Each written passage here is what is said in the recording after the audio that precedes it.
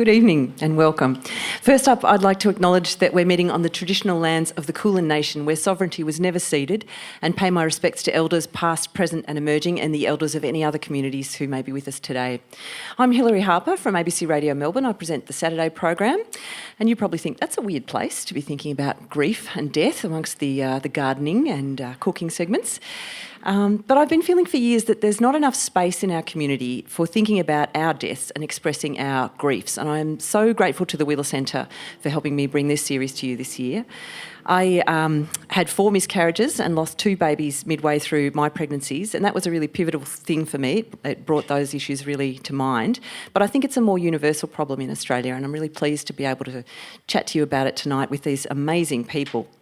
Eliza Henry-Jones is a writer whose novels show grief in all its guises, in adults and children, after trauma or death, and she has qualifications in psychology and grief, loss and trauma counselling too. Molly Carlile is the death talker. She's a former palliative care nurse who wants to see more and better talking about death in hospitals, in homes, on the rooftops potentially. She's a national ambassador for Dying to Know Day. And Gregory Phillips is a Wanyi and Jaru man from northwest Queensland. He's a medical anthropologist with 25 years' experience in leading change. And he established the Aboriginal and Torres Strait Islander Healing Foundation in the wake of the federal apology. So we're really privileged to have these people on stage with us today. There'll be 15 minutes for questions at the end. There'll be people with microphones roving around. Stick your hand up. And Hill of Content up the back have Molly and Eliza's books, and you'll be able to get a signed copy afterwards too. Let's kick off. Some questions, if you've got an answer, leap in. Others I'll direct to particular people, but feel free to leap in too if you've got something to contribute. Molly, can I start with you? What got you interested in death? I looked after my first dying patient when I was 19, and she was a 34-year-old woman with liver cancer, and I just bonded with her. And I realised that there's a whole lot more to caring for someone than looking after their physical symptoms. And for her, the physical symptoms weren't the issue. It was the emotional and psychological and spiritual things she wanted to talk about. So there was our little newbie who knew nothing with a woman looking to me to listen, not to give her an answer, just to listen. And at one point she told me I was the only one who'd actually listened. So that said to me, this is a whole lot better than bells and whistles. So, yeah. Where do you think our models for dealing with grief come from? Is it kind of Victorian stoicism, that kind of colonial legacy, or a medieval superstitious outlook? What are we drawing on when we work out how to deal with grief? I think we're all different. I've seen a lot of change. You know, I'm not 150 or anything, but I'm not 25 anymore. I've seen a lot of change throughout my life, and I think we've lost a lot of the richness that ritual brings to grief as we've become more secularised. You know, that's not a criticism, it's an observation. And for people when they're intensely grieving, ritual can be something they can hang on to that gives them a structure and a sense of meaning in their loss that a lot of people struggle to find these days. But having said that, there's also a lot of emerging new ritual that is far more meaningful for people for whom that traditional model doesn't fit. What kinds of things work for people now? Chanting, using crystals, having outdoor funerals, having memorials, having funerals before the person's died, keeping someone at home after they've died for a period of time, a week, 10 days even. All of these things are possible now, whereas before they weren't. So, people have more of a chance to ease into the reality of the death than they would have even 20 years ago, really. But that can throw up its own challenges as well, If I don't want to have my partner in our bed for a week, am I doing it wrong? So it goes back to the individual thing. Everybody's different and people need to be given permission to do what's right for them. And Eliza, I can see you nodding over there. You've got experience in grief, loss and trauma counselling. Do you think that there are different types of people who deal with grief better? I think everyone deals with it very uniquely, and I think maybe some people are probably more in tune with what's going to work for them. It can be very overwhelming, it can be very confusing, and I think sometimes people, there is this massive influx of support initially when people not everyone really wants that support. They don't want that sort of sense of people coming around them at that stage, and maybe by the time they are ready, no one's there. And I think we sort of maybe still think a little bit too much about grief being this sort of phase that you go through and you sort of come out the other end and you have closure and it's done and you're back to how you were beforehand. And I think we need to give a lot more thought into the different ways that people do actually go through that process. If you're religious, is it easier necessarily in your experience? I don't think so. I think people can sort of find and seek meaning through all manner of things. Yeah. Gregory, can I ask you how, you've got a lot of experience of medical environments, how good are they at dealing with people's need to grieve? Well, it depends what kind of medical environment you're talking about. If you're talking about formal biomedicine, pretty poorly is the short answer in general. Yeah, I mean, it's what Eliza was saying, every person, but certainly every culture or every group kind of has a different set of values and beliefs.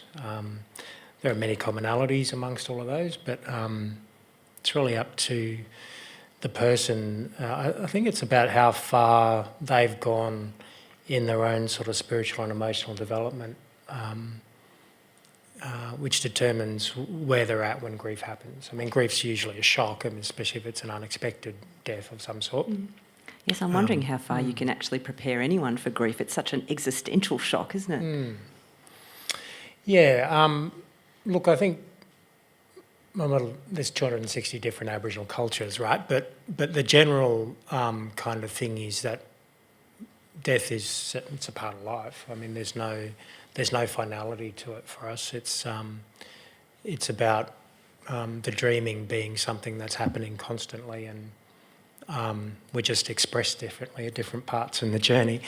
So that's one thing. But I think also Aboriginal and Torres Strait Islander peoples probably have a bit more. In some ways, we're able to deal with grief. We're not as shocked by it, just because it happens so often, right? With life expectancy outcomes the way they are, so it's both cultural, but it's also kind of historical, as a result of the statistics. When I was talking about this talk to people, they said, "Oh yes, I think Indigenous cultures do grief better," and the tone really ranged from a kind of reverent aspect to almost an envious thing. It's like, oh, I wish white cultures could do that. Do you think that's true, or is it, like you said, just that conjunction of history and culture? Well, yeah, I think it depends on what white culture you're talking about. In general, I think anywhere there's hierarchy or formalised ways of trying to deal with human feelings, grief doesn't really work very well. But if you've got cultures that are, or families or individuals that are somehow still connected to their own ground or belonging, as we say, or their earth or their spirituality or their whatever their belief system is, and that's usually not formal religion, but if they're attached to their own kind of values and beliefs somehow, then it's a big generalisation, but usually they're more ready for grief as a part of life. That's a really interesting question when you think about how we might change our medical environment, our health system, our political and social system to deal with each person's and each family's individual needs for grieving within a system. Anybody got any thoughts on first steps towards that? I think you need to recognise initially that every doctor, every nurse, every social worker is different. Some of them are absolutely wonderful and incredibly self-aware and because of that self-awareness and emotional intelligence, they can connect on that level with their patient or their client. Others, like in the general population, aren't. And a lot of the time people are drawn to medicine as a career because they want to fix stuff. And it can be a real... I'll use the oncology example because that's the perfect example. A lot of people go into oncology because they want to cure people of cancer. But not everyone can be cured of cancer. And in my experience, we as a medical family often look on that as a personal failure. And there's two ways of dealing with that. You ignore it and pretend everything's going to be fine and just keep, telling people not to give up, or you acknowledge it and you allow people to talk about their fears and anxieties in a framework that takes on board the fact that they're not going to get better. But it's... Again, everybody's different and everybody's an individual, and you can't lump people together in a box. Well, what about the language that we use? Because, Molly, you touched on that idea of, trying to fix things and it's a failure. I sometimes think about the pressure to be positive, to think positive, to hope, and that language of courage and battle instead of luck and biology. How does that affect people when they're trying to come to terms with their death and grieve about it? When you lose the battle, that can be, and I say that with, those rabbit ears, that's a really hard concept for people. And, an illness isn't a battle, an illness is an experience, and it's only one part of your life experience. And holding up carrots to people to make you feel better doesn't do them any good.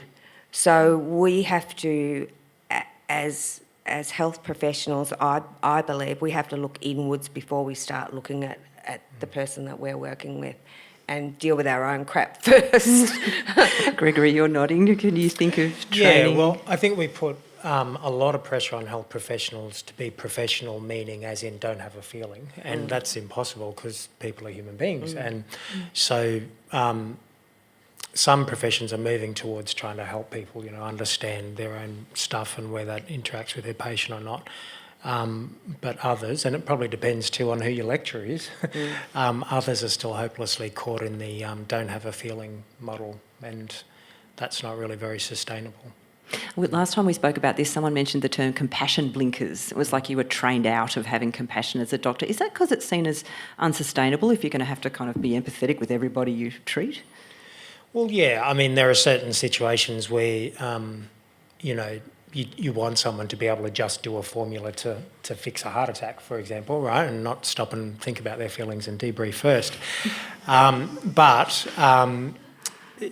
That's can't be done just forever and a day without kind of any support. Yeah, I was just going to say, I think it's a very, very fine balance, because you want people to be compassionate and to connect, but at the same time you need them to, be sustainable in their practice. And I worked for quite a few years in the drug and alcohol sector with children and families, and that was a lot of trauma, and probably more trauma than grief. And we sort of looked at it. If you can't have that connection if you're not feeling things yourself, and you need to be careful about how you manage it and engage in self-care and be insightful and address your own crap. But if you can do that sort of work without feeling anything, should you be doing it?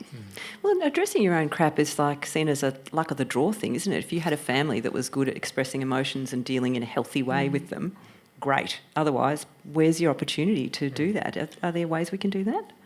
Well, I think these are the things that need to be built into our training. They need to be built into high school curriculum, mind you, for all human beings. Because it's the language of relationships and it's the language of feelings, and we don't have that in this so-called modern society. we're very good at physical development and physical health, and we're very good at mental development and mental health, well, getting better at, but we're really not so good at emotional health or spiritual health. And the links between the three realms. Well, there's four in my mind, yeah. Yeah, well, the spiritual realm seems almost entirely absent from our medical system, except for the odd prayer room or reflection space, which is kind of isolated. Eliza, can I ask you, because you've worked in this field as well, grief, loss and trauma counselling, is there a healthy way to deal with grief? If you could describe it, what would it look like? I think it's so individual. And what works and is healthy for one person isn't necessarily going to be healthy for another person. But I do think having that emotional intelligence and that emotional awareness is such a huge place to start. And I used to run therapy groups for children, and I'd use horses in the therapy groups, which was pretty awesome job.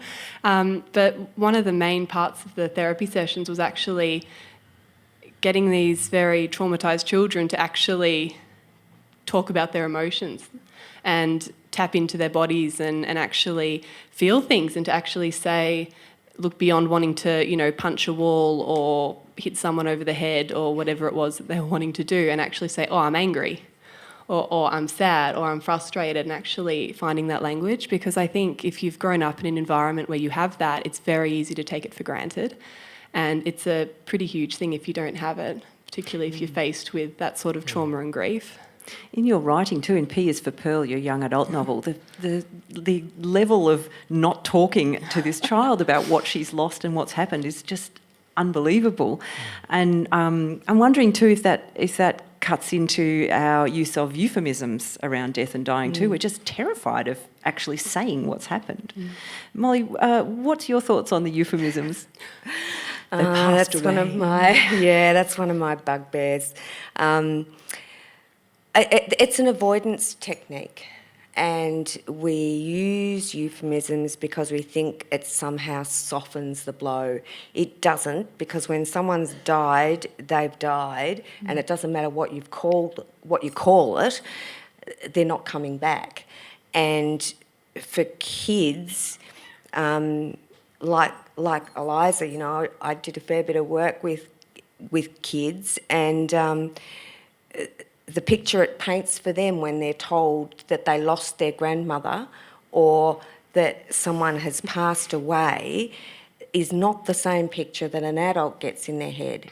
And I can remember working with this little fella whose parents couldn't work out why he was in the vegetable patch all the time. Well, he was looking for his grandmother because that's where she hung out.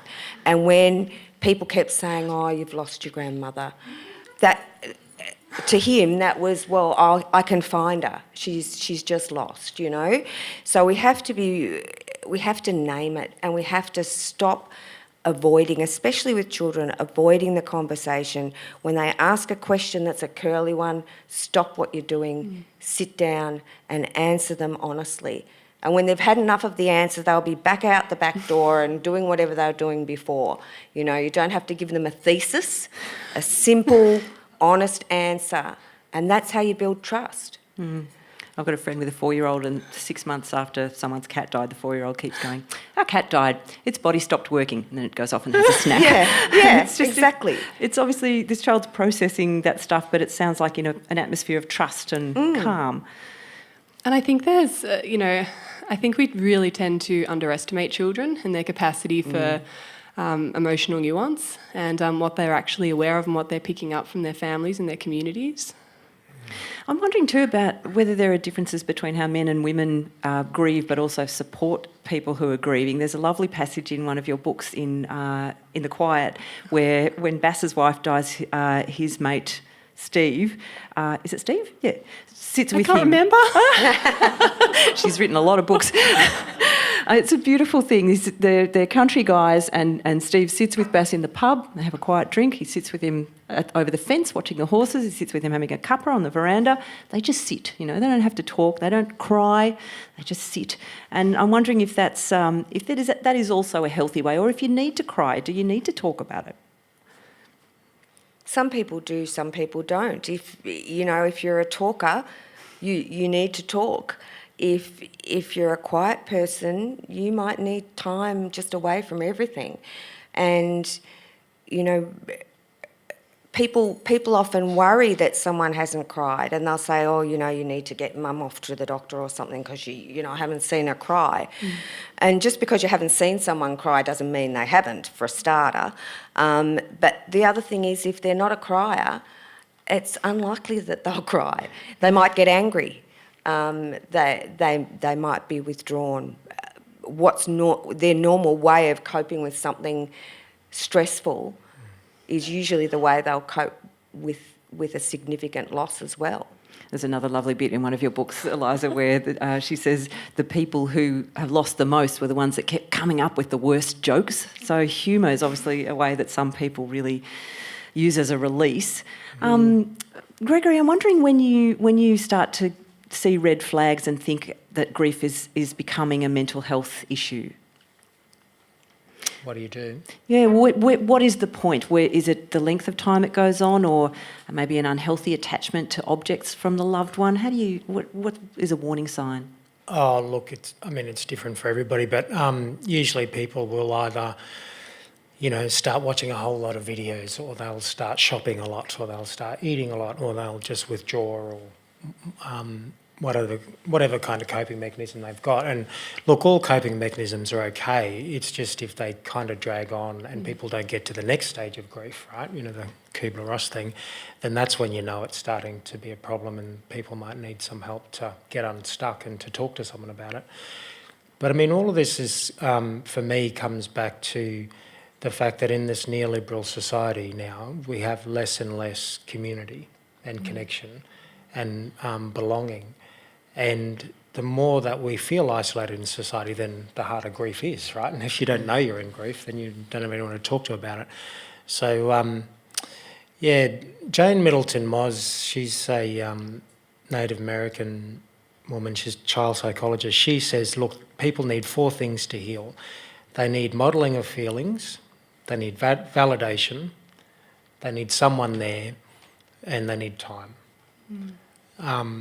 And so what all that adds up to basically is you need connection. You need someone around that you can talk to or not talk to, but you know that when you're ready, you know, you can go back and find that sort of support. That makes me think of all the single-person households, widows and widowers that we're seeing more of and are going to see so many more of. Yep. We need to change that, don't we? What do we need to do to support them in the inevitability of grief? We need to build compassionate communities. That's what we need to do. And they've done it in Seville, in Spain. They're the first compassionate community in the world.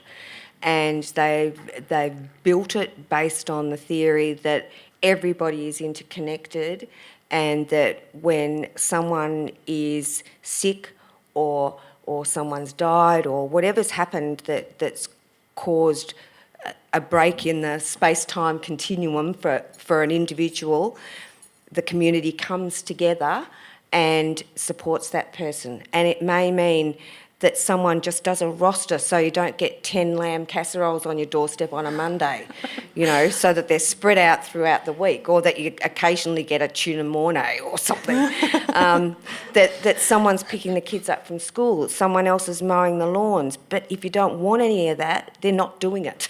They're just there, you know. Compassionate communities, is there like a manual and you get a compassionate community TM when you tick all the boxes? Or? Well, it's a new-ish sort of idea. Alan Gallagher wrote about it 15 years ago when he was talking about trying to build capacity here, and it's just been embraced internationally. Bruce Rumbold at La Trobe University's done a whole lot of work around trying to embed compassionate communities, but you need communities to come on board.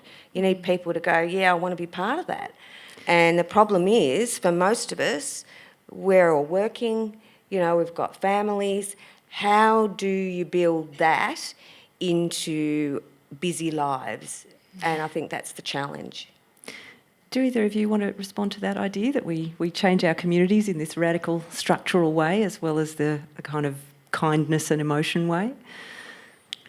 The only thing I would say is that I suppose, it's about trying to translate this stuff into a modern context, but of course the entire Aboriginal philosophical, spiritual base was about feelings and about ritual, and we had whole ceremonies and, life, death, life cycles that managed what we now call grief. So for us, I suppose it's more about picking back to those things, because they were all outlawed, those ceremonial practices and words and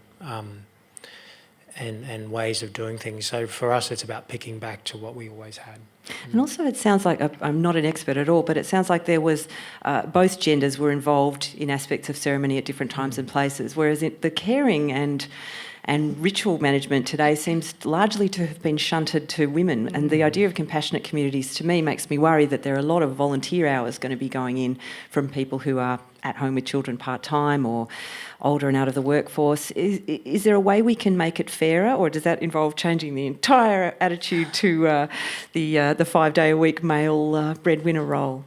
Well, a compassionate community... Because I'm up for that. ...is grounded in the whole community. So it's not just women and it's not just men. It's women, it's men, it's adolescents, it's older people, it's kids. And they all have a part to play in supporting people around them. And often for older people, the biggest support they can have is a young person or a child. And vice versa. So, that whole thing about lonely older people, the model they've got in Holland where they're building kindergartens in the grounds of residential care facilities, bring it on. That's fantastic, because it's intergenerational learning and sharing and relationships. And you can apply that across the whole spectrum. Yeah. And it seems terrible, doesn't it, that kids don't have older people role models accessible a lot of the time too. Our kids are obsessed with the older guy next door. They love him. It's really nice because the grandparents live far away or keep going away on holidays or, and that's perfectly reasonable, but a lot has changed in our community. Gregory, I wanted to come back to you, if I may, and ask, in the wake of the terrible ruptures that have happened for a lot of Aboriginal people, the loss of culture and community and country, how do you help support people through intergenerational grief? Well, the main thing is to be able to acknowledge that it exists. We train most of our health professionals, and especially psychologists, counsellors and psychiatrists, in a very, fairly straitjacketed kind of way. So we don't really train them for cultural sensitivity as much as we could. And there's a very particular formulation of intergenerational trauma in Australia. It's kind of akin to PTSD and other post-traumatic stress syndromes, but it's a very particular one that has never really been fully dealt with. Other Indigenous peoples have similar formulations of it, but it operates slightly differently to the way that PTSD might in other communities. But so we have to do a whole lot more work about understanding it more, describing it, knowing how to train health professionals to deal with it sensitively and communicate. I mean, most of my friends and family talk about going to counsellors and we having to do a cultural awareness session with them first before they can then sort of counsel us. And that's partly related to our reluctance in Australia to talk about genocide and the grief on a grand scale. We've acknowledged that at certain points in our history, Paul Keating's speech and the apology most notably, but we still have a whole lot of unsophistication about how to say the word Aboriginal or relate to each other or deal with this kind of national sense of shame or grief. And that's one of the urgent things, I think, facing us as a country, because the more that we do that on a public, personal and a public scale, the more we'll be more able to reconnect with who we really are. How do we have a balanced sense of history from both European or other, whatever other heritage you might have, and Aboriginal senses of belonging? If we can't balance those two things, deal with the massacres and the trauma and the grief in that national way, then we're not going to be able to have that strong sense of who we are as a nation and what values matter. You know, is it mateship versus connection to country as opposed to both? And that's the kind of national conversation we have to have. And that sense of, you know, whose connection to country is important. Is it the soldier settlers who came in later and everyone else was silenced about their ongoing connection earlier? Yeah. Gregory, I'm wondering, in your view, is there something missing from that narrow definition of the trauma and grief of dispossession? Just, for example, the loss of parenting skills? Yeah, look, I mean, in the end, all humans are very similar. So it's not that I want to overly state cultural difference. But I suppose the way that it's been experienced in many of our communities and families is there's an elder in Canada that talks about blood memory, and I think that's very similar to what epigeneticists are now kind of finding, in that genes can actually change and there can be different expressions of feelings actually in the body over time. And so I think these are the sorts of things we have to understand more. Yeah. And how is the work of the Aboriginal and Torres Strait Islander Healing Foundation going? What kind of things does it do? Yeah, great. So it's got, I'm not directly involved in it anymore, but it's got three kind of program areas. One is about small-scale projects of helping communities remember. So they might want to put up a small sign where there was a massacre, or they might want to go and do a small project working with kids in a school to talk about local history and how we can all learn from that together. So there's small-scale projects like that they fund. There's also a small research component to start to try to understand grief and trauma and how it's playing out better. And then there's an advocacy program about trying to change national conversations. We're very good in Australia at doing reconciliation in its politest sense. We're not that good at truth and reconciliation yet, but we'll get there.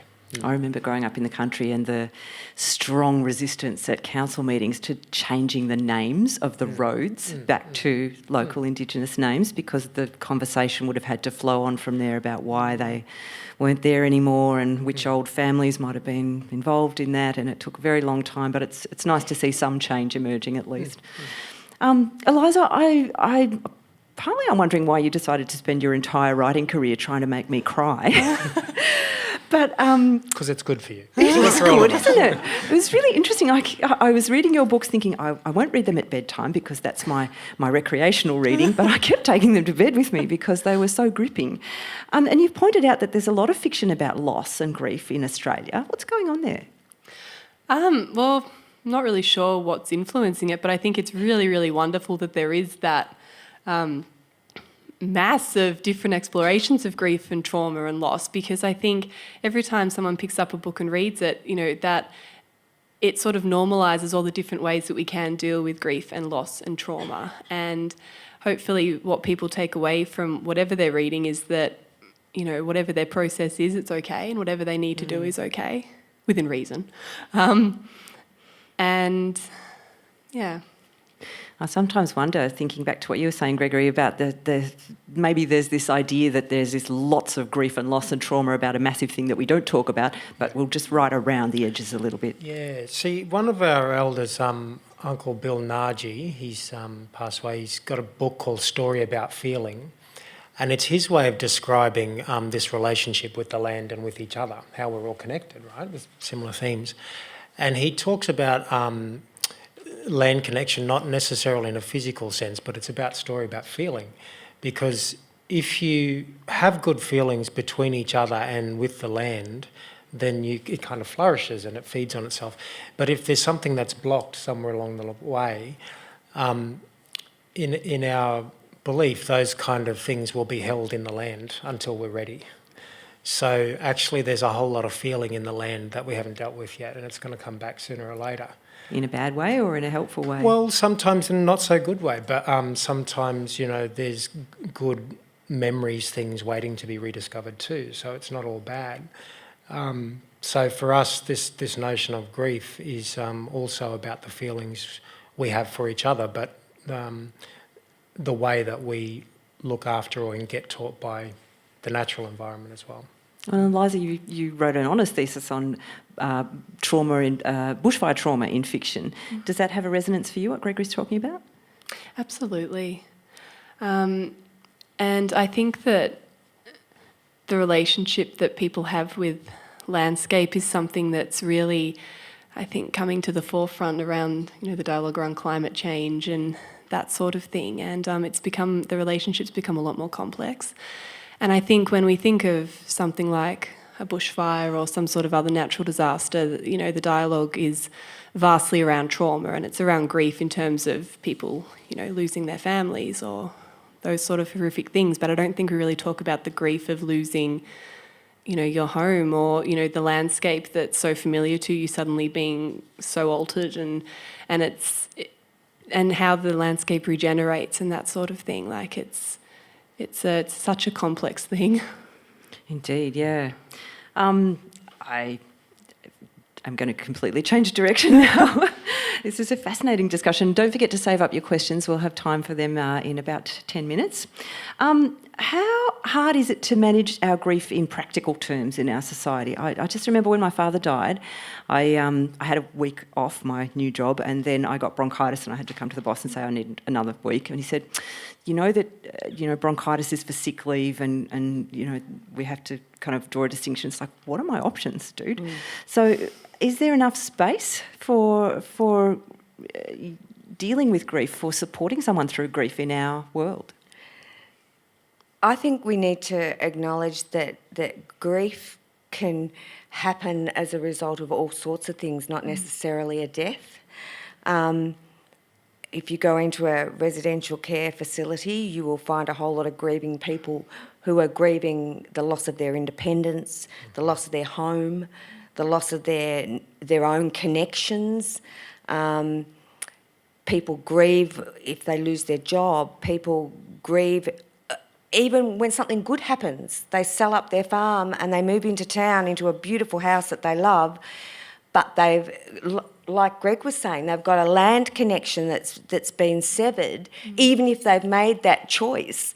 So grief permeates our lives from the time we're really young until we're really old, and we have to find a language around explaining it and explaining the impact it's having on us, and understanding that there's no normal way of doing this. Grief is, no one can feel my grief. They don't know what it's like. And how I grieve will be fine for me, but it'll be different for somebody else. So, and how I grieve about when my dad died, and, when my youngest child started school, two very different losses, but losses nevertheless. And that to me is the biggest thing. We haven't got the words. We haven't got the words that enable us, and look, it doesn't have to be words. I'm a word person. So for me, words are important. But for other people, it could be sound, it could be touch, it could be smell. You talk to people, they will say, oh, the thing that brings my partner close to me is the smell of the pillowcase I keep in the Snaplock bag. And whenever I'm really missing him, I unzip it just a little bit and have a whiff so that it takes me back to that place. So we have all sorts of language that we use. It's about other people having empathy for that, I think. What just popped into my head when you were talking is people grieving for their pets. And I wrote an article about that a couple of years ago, and just how people, for some people losing a pet, it's worse than the people that they've lost. It completely floors them. And I don't think many people feel particularly held in that grief, and they're not comfortable asking for time off work, or, and if they are, they sort of get laughed out of the office and that sort of thing. Going into residential care is a really, really big one. I know my grandmother had very, very bad Alzheimer's, and she was quite violent, and I lived with her for 10 years. And, when she passed away at a very substantial age, and she'd gotten to the point where she couldn't feed herself, couldn't talk, couldn't walk, there was this flooding of support and well wishes and all of that sort of thing, and it sort of felt like, she'd been gone for so long. She'd been disappearing in pieces, and there'd been no support and everyone just sort of thought it was this, gentle process that we were dealing with really well, but it was actually this really ferocious grief. So I don't know that we've got a huge capacity for grief in different forms. I've got a friend whose father's dying of cancer over a very long period of time, and people are finding it very difficult to work out how to support her because she's been grieving from the start, but obviously that's going to peak at some point. But everyone's wondering when and how much to give and how to give, and it's a difficult thing, isn't it? And I think we tend to rank losses too, like you were saying, if your dog dies and you don't grieve as much as you did for your grandmother, then you're a bad person. You think that's bad. You should hear what I've got to say. that's often yes, exactly. the response, Your dog died? Well, I had 3 cats die within 6 months, that competition thing. Yep. Well, I was reading a book once, there's sometimes an assumption that back in the day when people lost a lot of children before they turned 5, back in Victorian era, they must have grieved less. They must have just let them go more easily. I read this book called The Victorians that really put paid to that. They were just heart-rending letters after each loss. And I'm wondering whether we've actually dealt with that as a kind of largely Anglo society, with the long-term effects of that massive grief. How do you deal with that? Does that ever just disappear? And I guess from an Indigenous perspective, Gregory, the ongoing grief. Well, I think so. There's 2 things. One is that in the West and in this modern health system, we think we can deal with our feelings through mental health, through the mind. And to me, and to our cultures, that's a little bit kind of not quite right, because the mind is your thoughts and your intellect, and your feelings is in the heart, and they're your feelings, and you can't control your feelings with your head. So we need a different set of ways of allowing people to feel the feelings. And the second thing is the fastest way through your feelings is to feel them, right? And that's why things like ceremony and song and dance and music and words and whatever it is for the person are so important, because they help us deal with this stuff that does just feel too much sometimes. So it's about having different ways of dealing with the feelings, about having different people and things that you can access to help you, along that journey. I don't think that.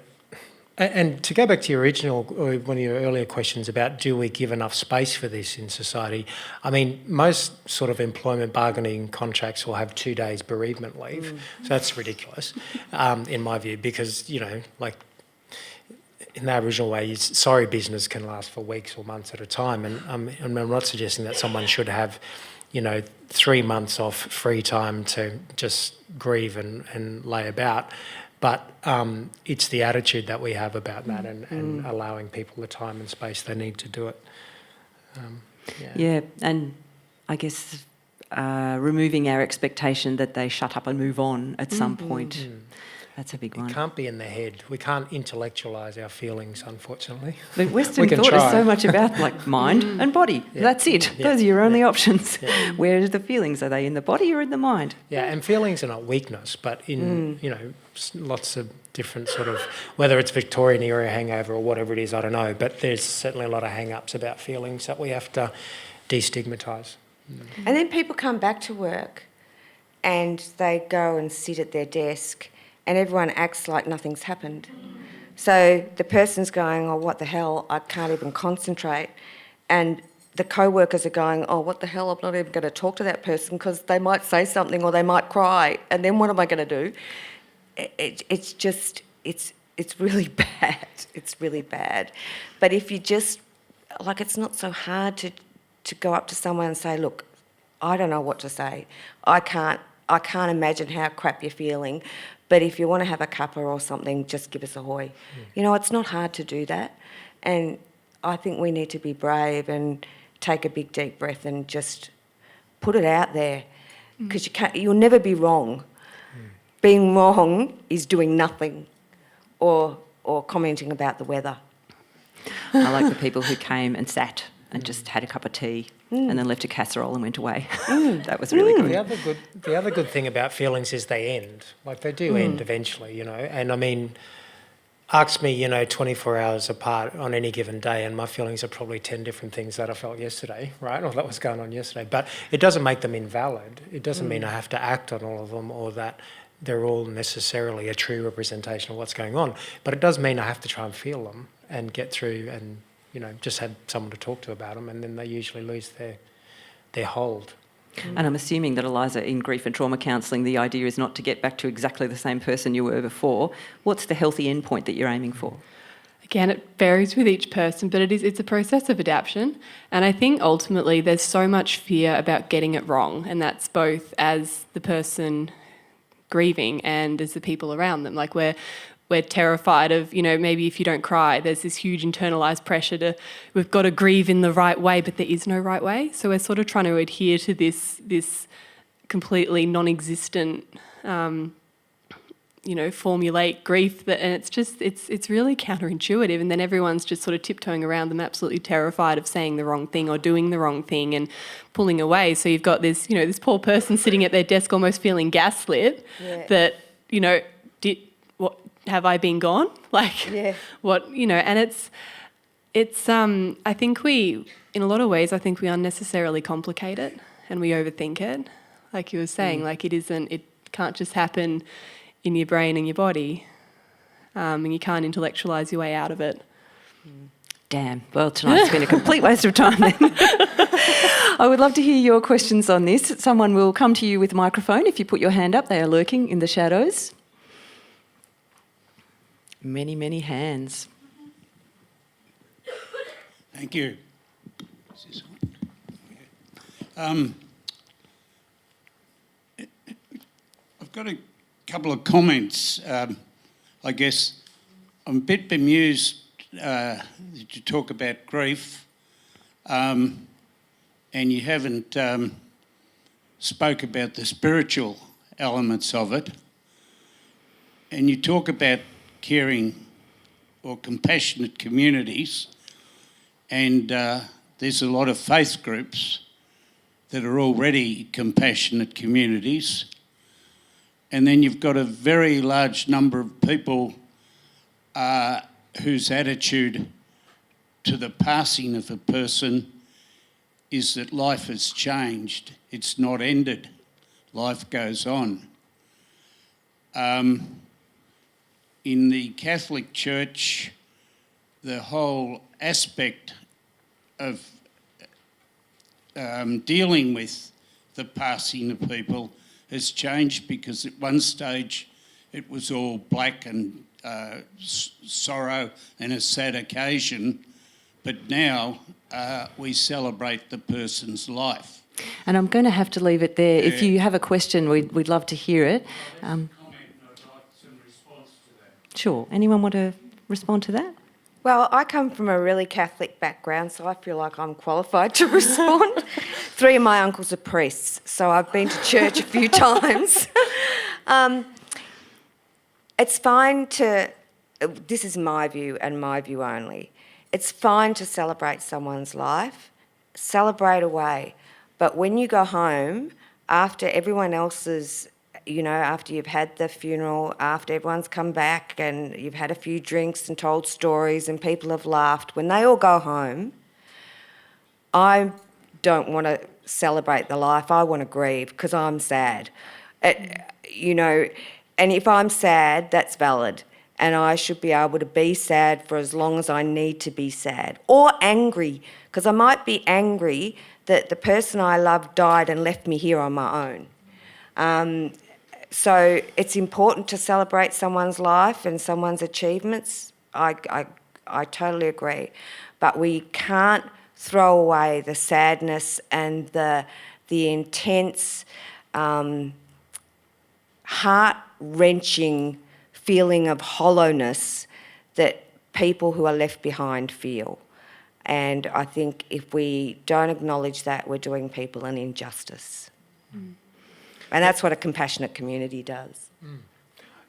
I would just say that, to me there's a difference between spirituality and religion. For some, it might just be a question of semantics or which words you use, but some organised religions, a lot of people do find a lot of solace and faith or spirituality within them. and that's a good thing, but it doesn't have to be within organised religion to be able to have these ceremonies and rituals and ways of dealing with spirituality in relation to grief. And sometimes organised religions actually can, without meaning to, douse feelings and kind of make you hold it all in, because you've got to be polite and nice and, you know, finish church on time and get to the next thing. And that's not all, of course, but so, yeah, I mean, it just depends again. Sometimes that's really useful for some people and sometimes it's not. And I guess we all have a spirit.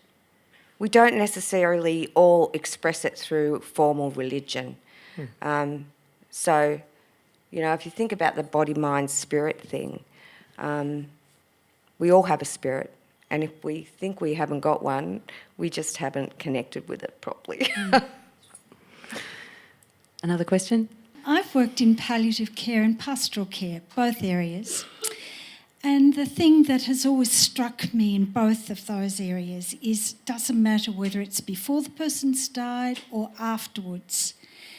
The recurrent comment to me has been, you know, the people that were our closest friends, we hardly see them. They've moved right away, they don't visit us. And you know what? People that we hardly knew, they've come in and they've been fantastic. And I think there are many people in our society who do not know how to support during grief. And it's too scary. And I wonder how we teach this. Do we have animals in schools and teach the kids empathy, and when the animal dies we support each other in grief? I don't know the answer to that, but there's got to be something change in our society, because, you know, everybody comes around with casseroles or whatever for the first 3 months, and you're as busy doing all of the legal work and changing names and blah, blah, blah. And after that, they think everything's okay and they go back to their normal lives. I don't know how we change it. Have you got any ideas? Well, I've been quietly plodding away on a bit of a curriculum for years for children at primary school level, because I think much and all is we know kids until they're about 12 don't get the permanency of death. They don't understand the permanency. But they have a certain level of understanding about what death is if they're informed properly and if they've witnessed it. A dead bird, there's plenty of them around. It's not hard to point it out. Anyway, I think that's what we need to do. We need to be framing grief in normal school curricula, both at primary and secondary school. And it needs to not be just about death. It needs to be about the grief of loss. So when something's taken away from us that we haven't been able to protect, or something's been taken away from us that we feel has pulled a part of us away with it, we need a way of being able to verbalise that and have it understood by the people around us. And it can be something simple like the love of your life, the first love, you know, dumping you when you find he's going out with your best friend, or, well, you know, we've all had those experiences, and that's grief. And we've all had someone say to us, plenty more fish in the sea. Exactly. And you don't want to hear that, do you? No. So I think it needs to be, it's all of our responsibility. It's every grandma, every mum, every dad, every granddad, every neighbour, every friend. It's all of our responsibility to educate each other and to talk about it. We've got time for another question or two, I think. Any more hands up? I just wonder... Gremlins. Yeah, is that working? I was just wondering if you think that as a society we're using the notion of busyness to be a little bit avoidant. So whether that's avoiding getting to know our neighbours or taking the time to grieve, is that sort of where we're hanging things so that we can put them in the too hard basket? a matter of priorities. Yeah, I think largely, I think we're encouraged to be distracted from our feelings and from what's going on. I mean, that's what reality TV and Facebook and the rest of it's all about, is about discouraging us from things that matter, from deep meaning. And you know, I mean, there's, you know, advantages in social media, of course, of connection in one kind of form, but they're not connection based on feelings and actually, you know, the human interaction of having a conversation or a laugh or whatever. So I think we need to, again, it comes back to neoliberalism is pulling us away from each other, and until we rebuild community. We used to rely on institutions like the church and the military and schools to give us these sense of moral codes and connections and, you know, social relationships. And for a whole lot of reasons, they're all breaking down one way or another. We used to be able to trust our bank, imagine that. So that means that people are searching for connection in very many real ways. And, you know, and whether you start through Eastern religions or, you know, your own culture or through Aboriginal religions, that's the task before us, is to re-establish those relationships. And I think not everyone actually knows how to do that, particularly if you've grown up in quite isolated circumstances. You know, it's actually a skill set that a lot of people, and I think a growing number of people, don't actually have. You know, the ability to engage with other people and become part of a community and have friends and supports and support other people. We just, you know, we're losing that.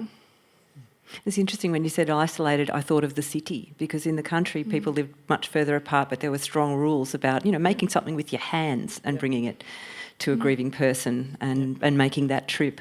I think we've got time for one more very quick question, if we've got one more hand up. Oh, sorry. I don't know if this is a very quick question, but I did want to just quickly touch on this kind of myth of the stages of grief, because my experience of it has been very different, that, you know, sometimes being further away from a thing that happened, especially traumatic grief, it can hit you sometimes years later. So I'd love you to just touch on that. Bushfires really springs to mind there. That I think they actually there was a study done that looked at how people were going, I think, 7 or 8 years after Black Saturday, and sort of comparing the people that had stayed in the community compared to the people that had just completely left. And it was quite interesting, because even though in some ways it was a lot more challenging for the people in this study to stay in their communities, they had that community, and that was really protective. And you know, and I think the people that left struggled in probably ways they didn't anticipate. Suddenly having, you know, that added isolation and being away from the people that they knew and the places that they know. And just to add a little bit, we know, all of the research tells us that grief is not a linear process. You don't go from being angry to bargaining to whatever it was, those steps. So I've let them go because they've got no relevance. You jump back and forth between a whole range of different things. 1 minute you might be in tears, the next minute you might be laughing because you remember something funny about the person. The next minute you might smell something and feel melancholy. That's how grief works. And the work Kubler-Ross did in the 60s was with terminally ill people facing their own death, which is different to people who are grieving after someone has died. So the current thinking is about the importance of creating new meaning and reweaving your life, acknowledging the loss, but reweaving your life so that it still has meaning in the absence of the physical presence of that person. And that can take a long time, or it can take a short time, and it can involve a whole lot of different steps. I was reading a theory recently that said we used to think the grief was this size and this is you around it, and eventually it would just shrink away. Yeah. But actually now what we think is that the grief stays the same size forever, and your life expands and contracts around it for the rest of your life, and it's a part of you. I feel like my ideas have expanded and contracted tonight. Please join me in thanking our wonderful panel.